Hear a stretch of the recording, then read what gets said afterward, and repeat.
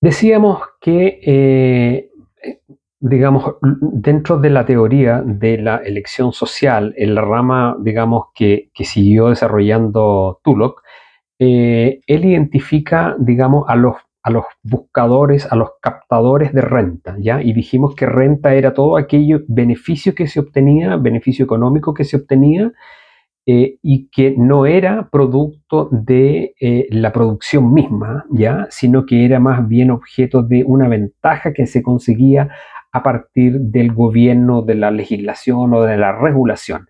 Esa ventaja que se obtenía a través de regulación y no del trabajo propiamente productivo es lo que Tullock llama o denomina renta, ¿ya?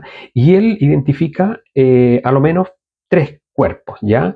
Primero, los sindicatos y los gremios, ¿ya? Que presionan por una regulación que limite la entrada de nuevos trabajadores o competidores. Eso es una primera manera, ¿ya? Y el objetivo es asegurar los salarios o los beneficios por encima del mercado. Esa es la renta. Lo otro son la infinidad de ONG y sociedad civil, digamos. Nosotros teníamos en Chile una estructura de sociedad civil que eran organizaciones que se había constituido legalmente, ¿cierto? Y que tradicionalmente entregaban un servicio, el Hogar de Cristo y otro, un sinfín más, ¿ya? Que entregaban un beneficio, pero que de alguna manera obtienen, digamos, dineros públicos para poder desarrollar esta actividad, y ellos también son a buscadores de renta capturándola. Pero toda la playa de que salió después, Chile tiene, hay unos estudios que ha hecho la Universidad Católica, la Escuela de Gobierno, si no me equivoco, que Chile tiene una cantidad impresionante de fundaciones y ONG, que fue en el fondo esta gente que se dio cuenta que estas organizaciones de la sociedad civil se llenan mucho la boca, digamos, como tratando de imitar esto que en Inglaterra se usa mucho, digamos, ya, los conservadores que defienden mucho los cuerpos intermedios, digamos, ya. Eh, entonces, están las ONG y lo que hacen ellas es presionar para obtener subsidios, concesiones especiales bajo un proyecto social o ambiental, y de esa manera capturar rentas. Y eso también se ha venido haciendo, es capturar fondos públicos o exenciones regulatorias. Y las otras son las asociaciones profesionales, los abogados, los ingenieros en mina, ya el que tú, por ejemplo, digamos, por el hecho de haber sido un exfuncionario de las Fuerzas Armadas, inmediatamente puedes, digamos, obtener una certificación del CERNAGIOMIN para manejar explosivos y cosas así. O si tú eres funcionario supongamos, de la Armada, ya, y te retiras, entonces inmediatamente quedas calificado como para trabajar en la Marina Mercante o qué sé yo, etc. Pero solo por nombrar ejemplos sencillos que rápidamente se captan, pero básicamente lo que hace es la asociación profesional es lobby para imponer requisitos de licencia, ¿no? Y restringir la competencia para inflar las tarifas. Está el caso de los famosos oftalmólogos, que cada vez hay menos y la gente tiene que hacer hora en la salud pública, ya ni se pueden ni atender, y todo esto apunta exactamente a lo mismo. Entonces, lo interesante es que Tullock no distingue entre la nobleza de los motivos por los cuales usted apela a los fondos, ¿ya? No importa que sus motivos sean muy nobles, el punto es que sea usted sociedad civil, sea usted asociación gremial, sea usted un sindicato, usted lo que está haciendo es haciendo lobby para obtener rentas a partir del erario público que lo benefician directamente a usted o a su grupo. Y eso es los buscadores de renta, ¿ya? De la teoría de Tullock. Ahora, es importante también decir que en Chile, digamos, hubo una idea de que efectivamente, eh, y este gobierno, digamos, de alguna manera ha sido algo que ha sido defendido por la izquierda, por el progresismo durante mucho tiempo, y es la idea de que, digamos, la implementación radical, digamos, de las políticas del consenso de Washington, de alguna manera provocaron una jibarización del Estado, que ya había sido objeto durante la dictadura, digamos, ya, y terminaron, digamos, por cristalizar una estructura estructura en la cual el Estado tiene un papel muy, como se dice, subsidiario, ya, y de árbitro, de regulador, pero básicamente no participa en la actividad económica, ¿ya? Y de esa manera quedó arreglado, digamos, la ley fundamental, la Constitución, las reformas que se hicieron, digamos, en el periodo de Lago, que son las más importantes posteriores, apuntaron a unas reformas más bien políticas, de inamovilidad de generales, senadores designados, pero el cuerpo, digamos, el núcleo de la Constitución, en el sentido de que el Estado retrocede y cede completamente la actividad, digamos, la iniciativa en actividades económicas de otro tipo, salvo casos honrosos. Pensemos que Codelco acaba de tener, digamos, está haciendo unos contratos para explotación de litio, y Codelco produce cobre y tiene algunas pequeñas industrias, como por ejemplo tiene la Empresa Nacional del Petróleo, la ENAP, pero son pequeñas, pero básicamente lo que tenía prácticamente se vendió, se liquidó, y ahí se hicieron muy buenos contratos, digamos, ¿ya? Y pues se privatizó, que se llama, ¿verdad? Entonces todo eso era parte de ese arreglo. Pero el problema que tenemos, digamos, esto estamos hablando de los 90, han pasado ya 90, tenemos 10 años y después tenemos 35 más los anteriores, digamos, de los 80 y tanto. Entonces han pasado cerca de 50 años, y lo que rindió da la impresión que ya mostró lo que podía rendir, y lo que no da, no da más nomás, pues, ¿me entiendes? Es como decir, el mineral, digamos, cuando usted lo explota, usted tiene una mejor ley al principio, y a medida que va cavando tiene que ir cavando más profundo y tiene que destinar más recursos para sacar la misma cantidad de mineral, porque está más profundo, es más costoso, ¿verdad? Los rendimientos decrecen. Entonces, eh, entonces, lo que se dice, y que yo creo que hay razón en ello, es decir, que claro, digamos, todas las economías, principalmente las más antiguas, que son las forestales, las mineras, etcétera, tuvieron su principal periodo de apogeo, y con el tiempo ha ido mermando digamos, marginalmente, su utilidad, digamos, marginal ha ido disminuyendo, ¿ya? Entonces, eso nos presenta el problema de cómo resolvemos entonces los problemas de las distintas regiones y provincias que quedan rezagadas, porque lo que han venido haciendo los cuerpos políticos, todo lo que describimos anteriormente, se ha hecho y ha terminado por crear un cuerpo político, todo de derecha a izquierda, que básicamente consiste en administrar lo que ya hay. ¿De acuerdo? Ese es todo el esfuerzo que hay, y cualquier cosa que apunte, digamos, a cambiar este esquema, inmediatamente es atacado, digamos, de manera violenta por todas partes y por todos los medios posibles. Y entonces, claro, esto nos deja en una situación sin salida, digamos, porque lo que, lo que el modelo en principio se estimó que podía entregar, ya lo entregó y ahí está. Pero todas las zonas rezagadas y la pobreza que queda intrarregional y a todo lo largo del país, no hay cómo superarla si es que no se hacen cambios estructurales. Y esos cambios estructurales son los que todo este esfuerzo en el lobby, en la captura de renta, impide que se haga, ¿ya?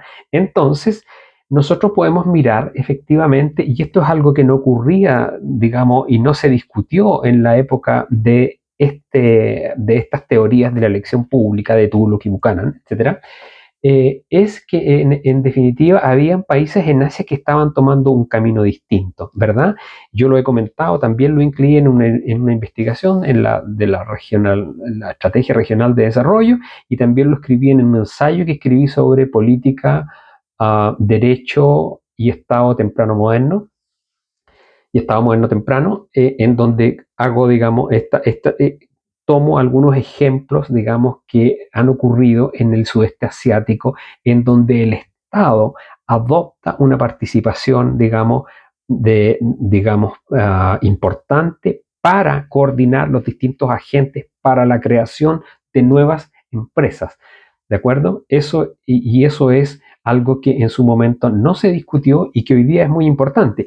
Y hace poco acabo de compartir un artículo que leí sobre, que lo escribió Roderick, ¿verdad? Danny Roderick, este destacado economista norteamericano de Harvard, ¿cierto? En el cual él plantea, digamos, o reconoce que reconoce lo que él de alguna manera llama neomercantilismo, o dicho de otra manera, reconoce que eventualmente la aplicación de tarifas, de subsidios, todo esto que acabamos de comentar largamente en el video anterior, que es sobre la búsqueda de rentas, cómo eventualmente un gobierno puede adoptar una posición estratégica para coordinar fuerza laboral, inversión, empresa privada, etcétera, y coordinar los distintos factores y poder dar la posibilidad de que surja una nueva industria, un nuevo tipo de empresa que deje de alguna manera,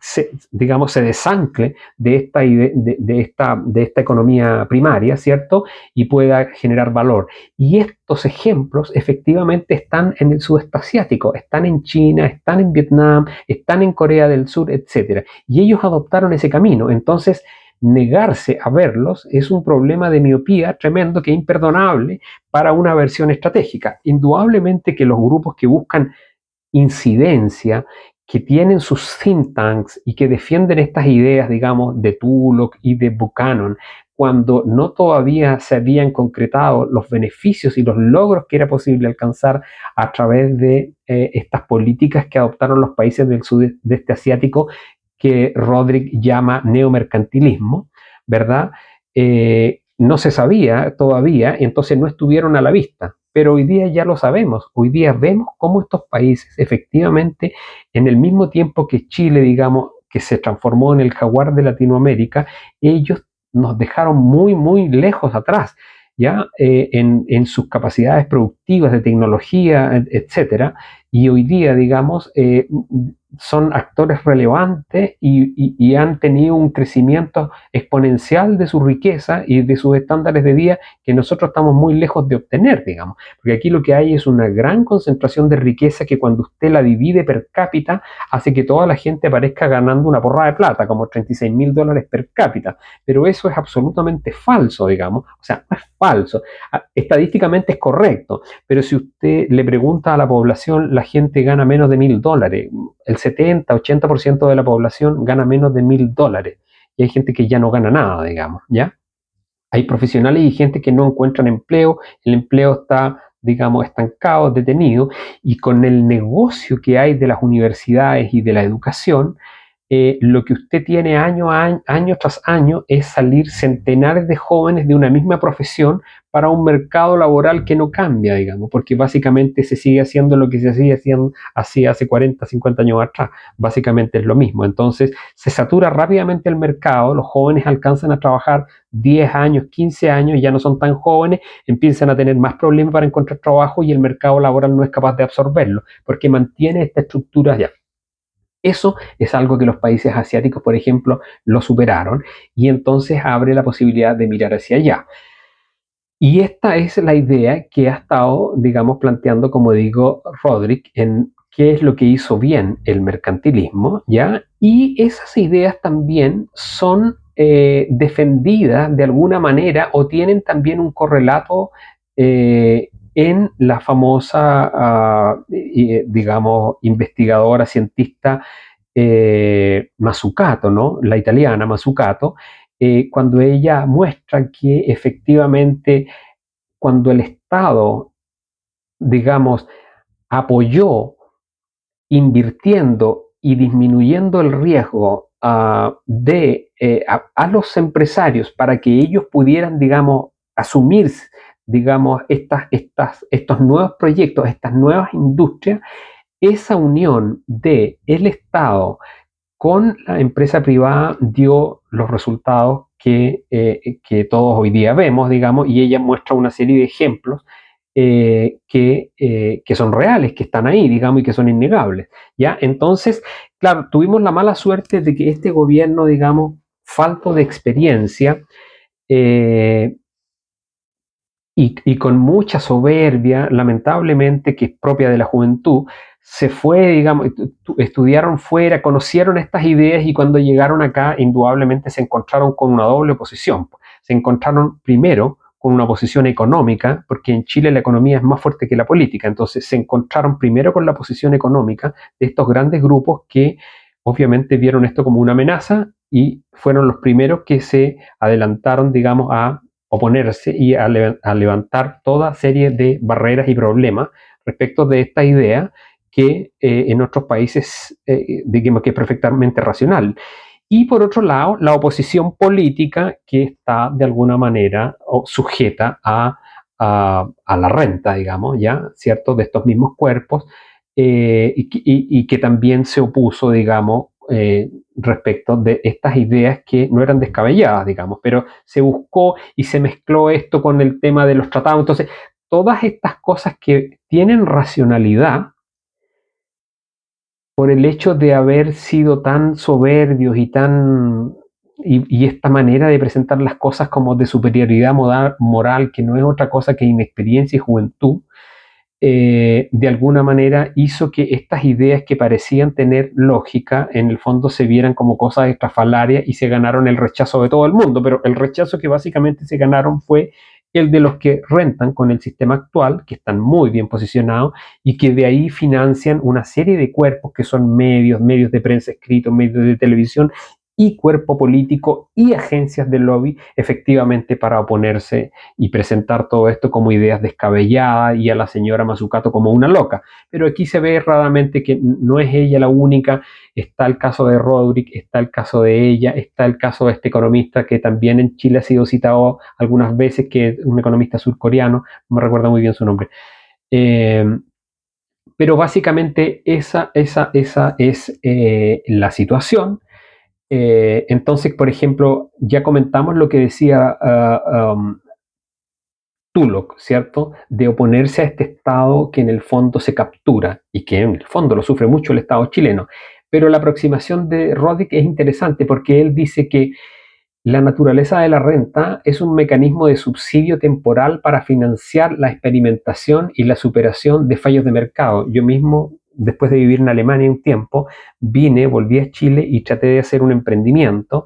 Cuando fui a la universidad a preguntar por una tecnología para curvar listones de madera, la Universidad del Biobío, que es la Universidad de la Madera de la región del Biobío, completamente capturada por la industria propiamente tal del forestal y de la celulosa, me dijo que lo que yo, digamos, quería hacer no se podía hacer, digamos. Una cosa tan absurda como agarrar un listón y curvarlo, digamos, ¿ya? Y eso se puede hacer con una tecnología que está en Alemania, que está en China, que está en Europa y que está en muchos lados, digamos. Pero aquí inmediatamente la respuesta fue que eso no se podía hacer, porque claro, pasa todo, digamos, para la molienda, para la pulpa y para... Entonces, cualquier cosa que se quiera hacer, digamos, por otro lado y que no esté directamente vinculado con ese sector, se mira como una cosa, digamos, que no se puede hacer, digamos, ¿ya? Saltan inmediatamente los seguros para echar abajo cualquier proyecto que se quiera hacer. Entonces, y por lo tanto yo tuve que correr el riesgo, yo tuve que pagar todo y cuando me desfinancié no me quedó más que cerrar las puertas, quebró mi negocio, digamos, me quedé sin plata. Justo se vino también el COVID y cayeron las cadenas de suministro, pero ya me había quedado prácticamente sin plata y tuve que hacer yo todo por mi propia cuenta, digamos. Y eso es lo que está diciendo Rodrik, que podría ser, digamos, mecanismos de subsidio que permitan compartir el riesgo de manera de que puedan hacerse nuevos emprendimientos, nuevos negocios, y entonces esta renta tiene un objetivo específico que se puede medir, que se puede también entregar contra resultados. Hay una serie de cosas que se pueden hacer, pero donde ya no es simplemente lo que denunciaba Tulloch y Buchanan, que es simplemente la captura de beneficios a través del gobierno, ¿ya? Sino que en este caso, y el ejemplo, como dije, está en el crecimiento del sudeste asiático, digamos, en la maravilla de lo que ha ocurrido en el sudeste asiático. Ahí está, digamos, cómo ellos lo han hecho y cómo en el fondo estos mecanismos de subsidios, etcétera, puede servir para crear nuevas industrias, nuevas capacidades y no necesariamente es simplemente una captura que termina en el bolsillo de un grupo determinado de interés, digamos, ¿ya? Eso es, entonces se trata de un beneficio social potencial si la renta conduce a un nuevo sector productivo y competitivo, supera con creces el costo del lobby. Es la antítesis de lo que piensa el empresario que está pensando en capturar con poco dinero, con 5 millones de dólares, 1 millón de dólares o 10 millones de dólares, una estrategia que le entrega, digamos, que puede ser un gasto si es que no lo logra, pero que es mucho más barata que invertir en tecnología, innovación, desarrollo, investigación. Entonces prefiere hacer esto. Bueno, acá es lo mismo, pero en un sentido totalmente distinto. Es decir, el dinero se destina para apoyar, apalancar aquellas actividades o empresas que sí tienen la posibilidad de aportar un valor. Yo lo decía en la investigación que hice, digamos, sobre la región.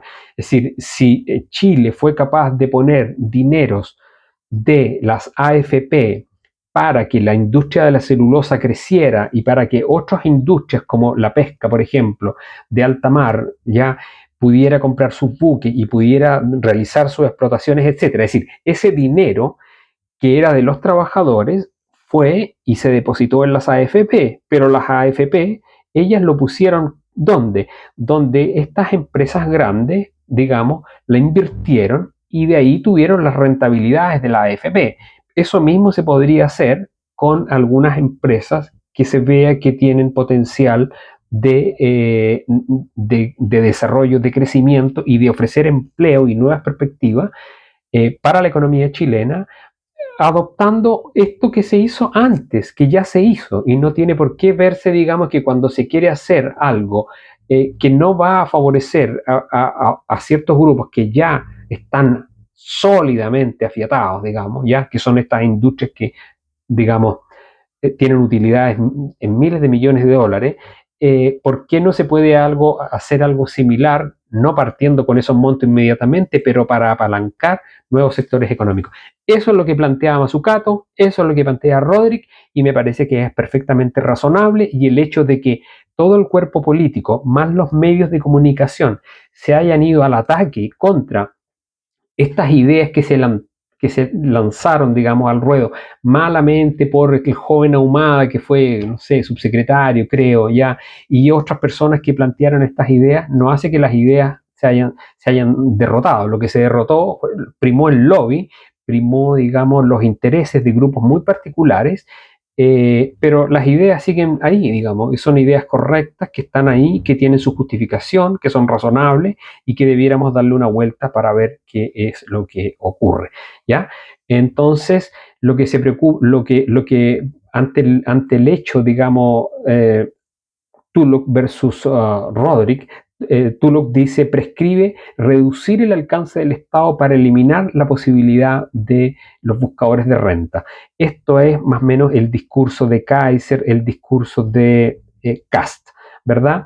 Roderick, al contrario, dice, mire, lo que hay que hacer es mejorar la calidad del Estado para gestionar la renta. El éxito, digamos, de los países del sudeste asiático se basa en dos cosas, a lo menos. Condicionalidad, es decir, la renta se otorga solo a empresas que cumplen metas de desempeño.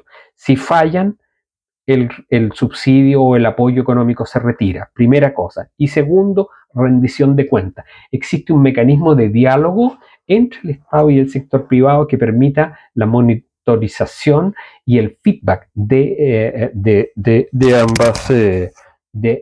ambas entidades, tanto el sector privado como el sector público. ¿Ya? Eh, digamos que problemas que hay que sortear, el mercado no solo puede organizar esta inversión masiva y coordinada. Esa es una falla que tiene el sistema actual en Chile, por ejemplo, que hay barreras de mercado y de coordinación que impiden que esto se haga. Por eso que el argumento que da Bernardo Larraín Mate es falso, cuando dice que en el fondo las estrategias, digamos, cada pequeño empresario, cada empresario toma sus propias decisiones sabiendo lo que más le conviene. Claro, pero con ese esquema, digamos, ellos mismos no habrían podido crecer como lo hicieron, ni las industrias nuevas habrían podido desarrollarse jamás. Se desarrollaron porque el Estado adoptó un papel de, primero, a través de la legislación constitucional, crear las reglas del juego y luego política pública para que efectivamente hubiera, digamos, beneficios para poder plantar pino y eucalipto y esa gente recibiera subsidios, digamos, por las plantaciones, etcétera. Hay una serie de instrumentos que se hicieron. Entonces, lo que los favoreció a ellos, ahora ellos niegan que pueda hacerse para favorecer a otros y eso no es correcto, digamos, ¿ya? Si usted pretende hacer eso y que cada empresa lo haga por su cuenta, es carísimo. Como lo experimenté yo mismo en mi emprendimiento, los riesgos son altos. Es imposible que ningún empresario conozca con anticipación el valor del precio del negocio que va a emprender. No se puede hacer. Entonces, por lo tanto, por eso es importante que haya coordinación entre distintos sectores para poder sacar esto adelante. Y ese papel lo hace efectivamente el Estado. ¿De acuerdo? No el Estado gordo, no un estatismo, ni menos un Estado, digamos, de planificación central como, digamos, el Estado de los países de Europa del Este, de la Guerra Fría, digamos, sino que estamos hablando de un Estado que coordina a los distintos agentes para efectivamente dar pie a que nazcan nuevos tipos de empresas que tengan, digamos, un retorno tanto para la empresa, pero social, muy superior al que entregan, digamos, economías primarias como la que existe en Latinoamérica. ¿Ya? Entonces, las barreras que están en las fallas de mercado y fallas de coordinación son la falla de coordinación de nuevos sectores, la falla de información, ¿ya? La barrera es la falla de un mecanismo institucional que comparta los costos de la exploración y el riesgo del fracaso, ¿ya? Y ahí está, como por ejemplo Mazzucato lo que planteaba, y las externalidades tecnológicas no compensadas. Hoy día, digamos, la innovación de una empresa beneficia a otras, pero la empresa que hace la inversión no recibe ninguna compensación, digamos, ¿ya? Ella corre todos los riesgos y no recibe ninguna compensación, y esas son las cosas que efectivamente habría que corregir. El esquema actual, claro, quedamos sujetos a los vaivenes, a la volatilidad, a los ciclos económicos, la enfermedad holandesa, digamos, cuando se vende mucho cobre, entra mucho dólar, el dólar hace que nuestra moneda, el peso, se fortalezca, el fortalecimiento del peso encarece los costos de la producción nacional, la misma producción que luego se exporta pierde competitividad porque el peso, al fortalecerse en comparación con el dólar, entonces hace que el costo del producto que luego se exporta, que son principalmente en el caso de alimentos, agroalimentos, en el fondo el costo se encarece para el mismo sector. Entonces genera una distorsión ahí, ¿ya? Y también es una baja, digamos, complejidad económica, que es algo que el economista venezolano Hausen, si no me equivoco, Hausman, que ha sido invitado a Chile, ha tratado más de una vez, ¿cierto? Que en el fondo, en la medida en que la economía se vuelve más compleja, el valor de intercambio que tiene es superior. Pero todo este rato estamos hablando de un país productor, y lo que aquí se implementó con la recuperación de la democracia y el esquema del Estado es un país consumidor. Nosotros básicamente, digamos, adoptamos el modelo de país consumidor, ¿ya? Y dejamos de lado la visión de Chile y los chilenos como productores como por ejemplo lo ven en Estados Unidos, como lo ven los países asiáticos, como lo ven los alemanes, que se consideran ellos productor. Lo importante es producir. Lo que se produce, si es bueno, se vende solo, dicen ellos, ¿verdad? Entonces, en cambio, nosotros nos hemos quedado con la idea de que somos consumidores, pero un consumidor que gana poco tiene para consumir, digamos, ¿verdad? Vive con la estrechez y vive comprando barato y vive de esa manera, digamos. Entonces, en cambio, cuando uno es productor, uno siempre tiene algo para intercambiar. Y si lo que produce además tiene valor agregado, tiene conocimiento, etcétera, entonces más fuerte es su posición negociadora para intercambiar. Y entonces esa es la invitación que tenemos que hacer. Dejar este papel de rol que tenemos como de asignados como de consumidores, y en el fondo vernos a nosotros mismos como con capacidad de productores, ¿verdad? Y no simplemente de consumidores. Eso. Eh, lo otro que quería tocar, que me parece que es importante, es esta idea de la industria de medios. Es muy importante esto. Hay dos economistas también que son famosos, Dempsey y Len, y ellos desarrollaron, digamos, una investigación sobre la estructura de la pertenencia de la compañía, digamos, ¿ya? Eh, entonces, digamos, un poco como partí en el video anterior diciendo, tiene que ver como cuáles son los efectos que tiene, cómo se distribuye la propiedad de una compañía, digamos, sus accionistas, por decirlo de alguna manera, qué efectos tiene en la estructura de la pertenencia de la corporación, ¿ya? Ellos desarrollaron esta investigación eh, y encontraron que hay ciertas industrias que pueden tener características que hacen que el control concentrado sea más valioso debido a factores no monetarios o a la naturaleza de los activos, ¿ya? Y en esto, por ejemplo, la concentración de la propiedad de los medios de comunicación se vuelve algo, digamos, central, ¿ya? ¿Por qué? Porque tiene efectos en la política pública y en la persecución de rentas, que es lo que hablamos en el video anterior, digamos, ¿ya? Y que aquí algo brevemente hemos comentado. Los efectos en la política pública y en la democracia son, en primer lugar, una influencia en la agenda pública y el debate. Hay una restricción del pluralismo y hay una subordinación a intereses económicos específicos, ¿ya? Que pueden ser de grupos determinados o del propio dueño o de los dueños que concentran la propiedad de los medios, ¿ya? Y otro aspecto tiene que ver con el impacto en las decisiones políticas. Hay una coacción e influencia política y hay una reducción de la calidad informativa, digamos. Básicamente los medios a lo que se dedican es a hacer entretenimiento que es barato para las masas. Entonces, es barato, en general se dice que la televisión es cara, pero es barato, digamos, a la larga tener un par de camarógrafos recorriendo las calles, 2, 4 personas, 10 personas en un estudio y haciendo pimponeo todo el rato. Finalmente eso es como dije, barato. Es como cuando la empresa invierte en lobby en vez de en tecnología, capacitación, investigación, ¿verdad? Es mucho más barato esto otro. Acá es igual, digamos. La empresa lo que hace es internaliza los costos y dice, me sale más barato tener 3 camarógrafos con 3 vehículos que anden por ahí, 5 personas en el estudio, más 5 más de backup, y estoy transmitiendo, digamos, a bajo costo todo el día y estoy pasando avisajes, etcétera. Entonces, la calidad termino haciendo show de peleas, de reality y cosas por el estilo, y la calidad de lo que entrega la televisión como medio abierto, que forma opinión pública, se deteriora, ¿ya? Eso aparte de la coacción y de la influencia que pueden tener en política, porque el político, para mantenerse en su cargo, tiene que ser votado. Para que sea votado, tiene que ser conocido.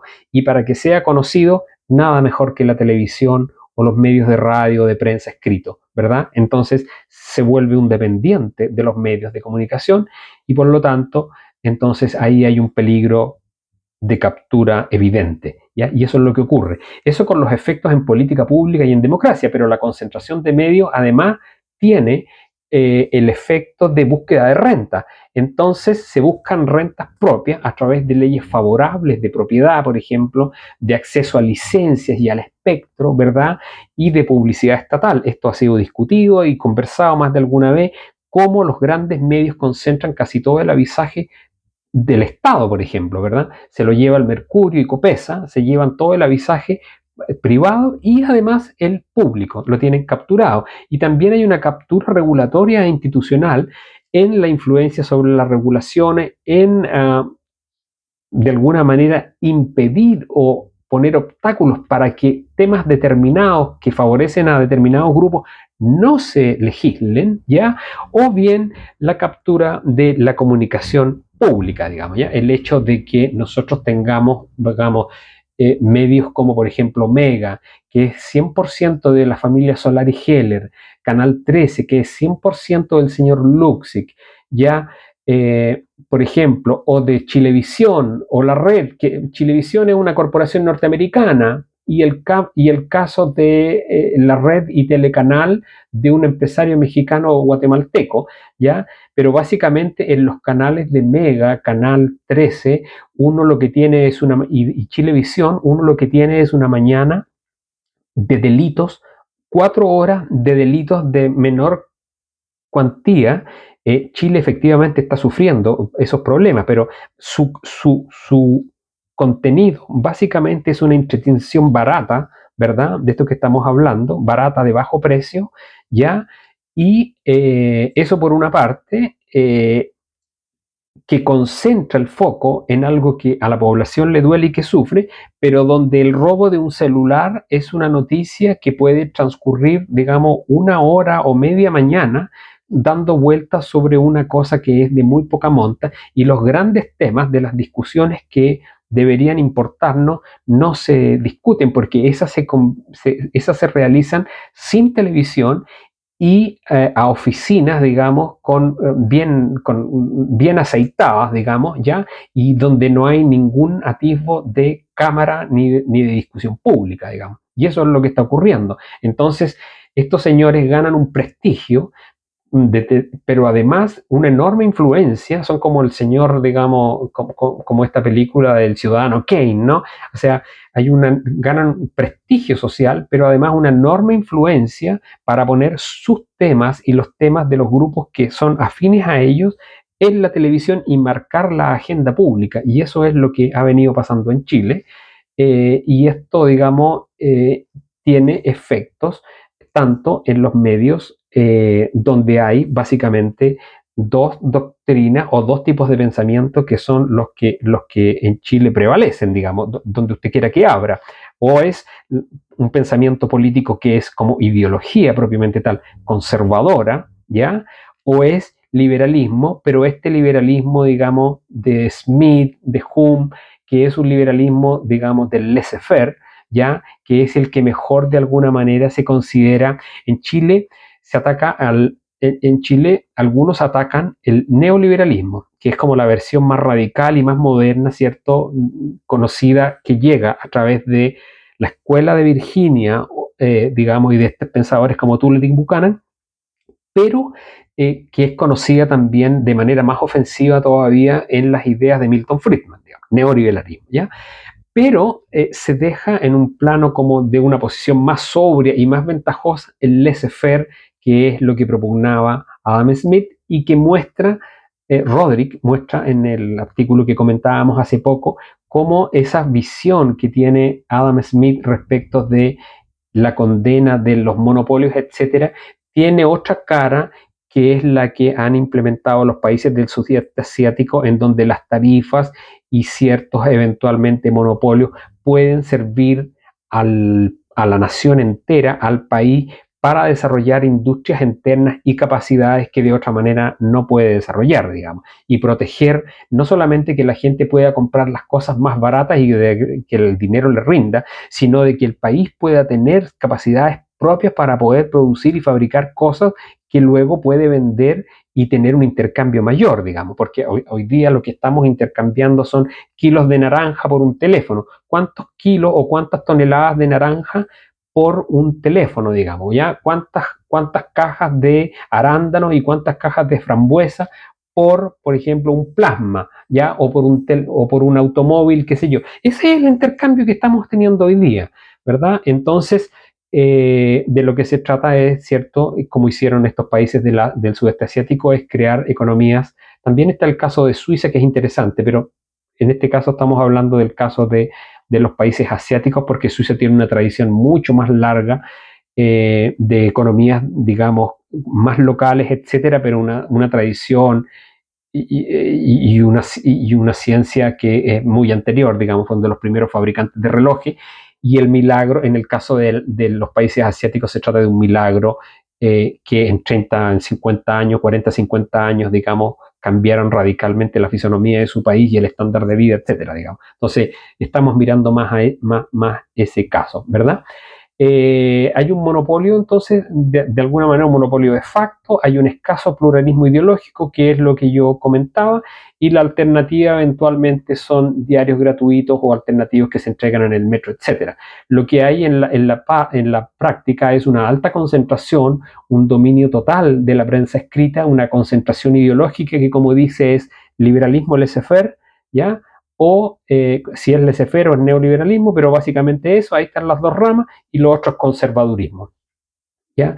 Eso es lo que principalmente se observa, digamos, existen otros medios más pequeños que son medios electrónicos como El Mostrador y otros medios, pero no son nacionales, no tienen la presencia, el poder ni la influencia que tienen estos otros medios, que son los que en definitiva concentran el avisaje, y los principales, digamos, líderes de opinión se manifiestan a través de estos medios y no los otros, digamos, ¿ya? Esa es como la principal diferencia.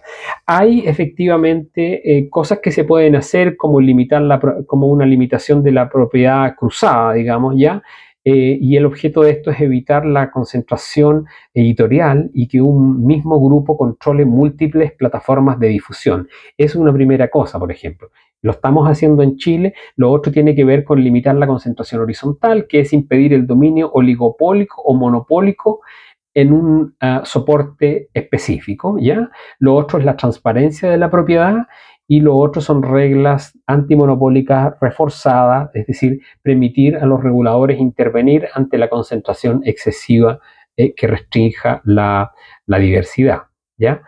Eh, Básicamente tiene que ver con esto. Ahora, uh, digamos, hay un economista, Oliver Williamson, ¿ya? También premio Nobel de Economía, que desarrolló una teoría sobre la economía de los costos de transacción, ¿ya? Entonces la usé para de alguna manera ver cómo cuando cruzo este comportamiento de los medios y esta estructura concentrada, y la paso de alguna manera por el sedazo de esta teoría económica de Williamson, Oliver Williamson, ¿ya? Que no es el mismo del consenso de Washington. Es un economista destacado también, que recibió reconocido por premio Nobel. Entonces, cuando hago, como digo, este cruce, encontramos básicamente que la idea de Williamson, digamos, se centra en la elección de la estructura, digamos, ¿ya? Williamson también está pensando en la empresa como un agente, ¿de acuerdo? En la empresa como un agente. Entonces, lo que él dice es que este agente eh, compra o interactúa con el mercado cuando considera que es más barato conseguir lo que necesita yendo al mercado, ¿de acuerdo? Y ahí se abastece y lo adquiere. Pero cuando él considera de que le sale muy caro hacer esa transacción porque es rutinaria, porque es frecuente, porque él la internaliza, y él lo que hace es crea un departamento que se dedique a estas cosas, ¿de acuerdo?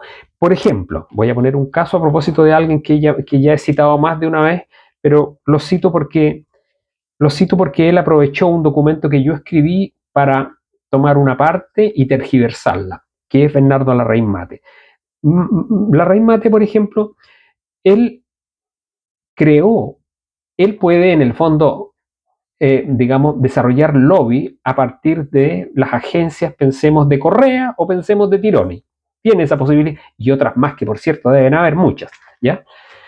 Pero él, entonces, él y su grupo familiar, yo supongo, digamos, y su grupo de empresas, decidió crear un grupo de incidencia. Entonces, lo que él hizo es, en el fondo, algo similar a lo que estoy diciendo acá. En vez de ir y contratar, y eso que seguramente le parecía y le pareció muy caro, y no solo a él, sino que a otros, él dijo: mejor formo mi grupo de incidencia. Entonces, él creó su propia pyme, que es Pivotes, ¿verdad? Y entonces ahí reunió a una serie de profesionales, me imagino la mayoría relativamente jóvenes, ya, con la guía de unos no tan jóvenes, más seniors, serán como de la edad mía o qué sé yo, y ahí él va dirigiendo los hilos y va moviendo y va haciendo su trabajo de incidencia. Él lo hizo a través de crear un pequeño, como una suerte de think tanks o de grupo de influencia, pero el ejemplo sirve para mostrar lo que hace la empresa. La empresa muchas veces lo que hace es, cuando recurrentemente está ocupando un servicio en el mercado y de repente llega a la conclusión de que le puede salir más barato, internalizar esa prestación de ese servicio. Entonces lo que hace es, dentro de la organización, o se crea como una nueva empresa, o bien crea dentro de la empresa un nuevo departamento, una nueva sección que se hace cargo de, y en ese caso lo que hace es internaliza, crea una jerarquía dentro de la organización para hacerse cargo de esas materias que ya no quiere seguir yéndolas a buscar o resolver a través del mercado. Básicamente eso es lo que un poco lo que plantea Williamson, y lo que él dice entonces que las transacciones complejas están caracterizadas. Estas transacciones complejas se caracterizan, primero, por una racionalidad limitada, es decir, yo no puedo conocer todo lo que va a ocurrir en el mañana y por lo tanto tengo una información que es limitada, y esa es una primera condición que tengo que aceptar. La segunda es reconocer que hay oportunismo, o sea, el que quede en una mejor posición ventajosa para negociar se aprovecha de esa oportunidad. El oportunismo siempre existe. Y lo tercero que también afecta a esto es la especificidad de los activos, ¿verdad? Entonces, el problema de la concentración tiene que ver que la concentración de medios es la manifestación de una estructura de gobernanza que hacen los conglomerados informativos. Entonces ellos producen, ellos distribuyen y eso hacen la venta. Y eso es lo que está ocurriendo en estos canales que están básicamente siguiendo este modelo a propósito de los medios, ¿ya? Eh, Hay una motivación de la internalización, los medios buscan concentrar para mitigar el oportunismo y la incertidumbre que entrega la información. Por eso, digamos, ocurre que la integración vertical, por ejemplo, una empresa que tiene cables, posee también canales de televisión y de esta manera asegura un canal de distribución y reduce los costos de concentración. Entonces, de esta manera se van organizando las empresas. El oportunismo, digamos, es la búsqueda del interés propio con dolo o con engaño, ¿ya? En un mercado concentrado, el oportunismo se manifiesta como un sesgo editorial, ¿ya? La manipulación o la exclusión de voces para favorecer los intereses económicos y qué sé yo. Entonces, claro, ahí de nuevo, o eres liberal, digamos, o en Chile las cosas se mueven, digamos, pues si uno piensa en el Mercurio, las editoriales son, digamos, no las editoriales, sino que las columnas son normalmente o de conservadores o de liberales en el sentido neoliberal o del laissez-faire. Esas son las tres ideas. El más desordenado, entre comillas, digamos, es Carlos Peña, y Carlos Peña indudablemente que es socialdemócrata, pero es bastante conservador, digamos, ¿ya? Y por lo tanto, de esa manera, digamos, el periódico excluye todo lo que no sea en esa, digamos, que no esté dentro de esa ideología, ¿ya? Eh, Esa es la idea, digamos, de oportunismo, ¿ya? Eso. Está la especificidad de lo activo, es decir, el espectro radioeléctrico y las grandes redes de distribución son activos con alta especificidad. Una vez que se otorga una concesión, el regulador queda expuesto al oportunismo. O sea, primero es hacer toda la gestión para obtener el espectro y poder, digamos, emitir, ¿ya? Y una vez que el Estado ya entrega la concesión, lo que digamos, luego quien obtiene la autorización, en el fondo puede hacer el uso que quiera, digamos, siempre que cumpla las leyes, pueden manifestar, digamos, sus propias orientaciones y sus propios intereses. Y eso es un poco entonces, ¿qué es lo que se dice acá, siguiendo la idea de Williamson? Es una reserva de espectros comunitarios que introduce mecanismos de gobernanza alternativos, híbridos, etcétera, a la jerarquía y el mercado para activos específicos de alto valor público, porque al final los medios lo que hacen es, digamos, contribuir a generar opinión pública, digamos, ¿ya? Y ese es el valor que tiene, y por eso no son igual que otras cosas, digamos, o que otros medios. Por eso estamos tratando y discutiendo de ellos aquí ahora. Y está también lo que es la economía o el costo de transacción, que es básicamente que la meta es la eficiencia social. Se trata de, en el fondo, una alta concentración genera costos sociales que son inaceptables, como una ciudadanía mal informada o la pérdida de calidad democrática. Yo creo que filosóficamente hablando, una de las cosas que nos salva para poder haber tenido elecciones que parecen, digamos, pendulares, pero que en el fondo no lo son tanto, es que, como dijo alguna vez Schopenhauer, las personas a veces tienen problemas con la razón cuando se entiende por razón, uh, la generación de conceptos abstractos y por entendimiento entender lo que son las relaciones de causa y efecto. La gente puede tener problemas, y de hecho seguramente es así, con la lectura, que es comprensión de lectura, porque tiene problemas, digamos, a nivel de manejo de la abstracción, ¿ya? Pero hasta los animales, y esa es la maravilla, digamos, hasta los animales y todas las personas con más o menos conocimientos, sí tienen entendimiento. Y el entendimiento, en la opinión de Schopenhauer, es lo que de alguna manera nos da una relación directa entre causa y efecto. Y todas las personas, tanto los animales y más aún las personas, tienen entendimiento. Y las personas se dan cuenta de las relaciones de causa y efecto, y yo creo que eso es lo que de alguna manera los ha salvado. Entonces, eh, nos salva de toda la basura que nos entregan los medios, ya que son noticias, digamos, de quinta categoría, ya, y programas de entretenimiento de muy mala calidad, ya baratos, que para ellos son baratos, pero que ganan buena plata con avisaje y prestigio, y ponen sus noticias y ponen lo que quieren, digamos, de sus intereses favorecer. eh, el hecho de que las personas tengan entendimiento es de alguna manera lo que nos ha salvado de que se aprobara la constitución mala del primer proceso constituyente, luego se rechazara la otra que venía amenazando con despedir a medio mundo y digamos, convertir al país, digamos, en una suerte como de ¿cómo se llama? De gente que toda, digamos, ande, de un chileno pechoño que por todas partes se ande persinando y que para todo pida permiso, y que básicamente un retroceso, digamos, de derechos ganados por las mujeres, etcétera, etcétera, etcétera, ¿no? También se rechazó eso.